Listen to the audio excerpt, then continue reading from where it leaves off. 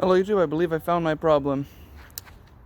The piston actually looks really clean for what it is, which is a dead giveaway that there's a lot of fuel getting on top of that because fuel cleans carbon. So I believe it was carboned up like these valves, which aren't actually that bad, and they both open and close near proper time. So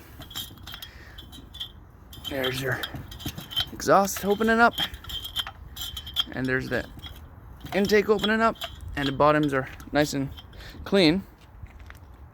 The piston does not have slop in it in either direction, but the head gasket itself, no leaks in it. I wasn't leaking from the head gasket, and the head is also really clean on the bottom.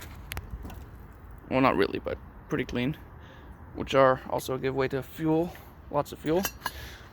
And it wasn't that I was running rich, because you could see a bit, in my opinion, of oil on the edges of the cylinder.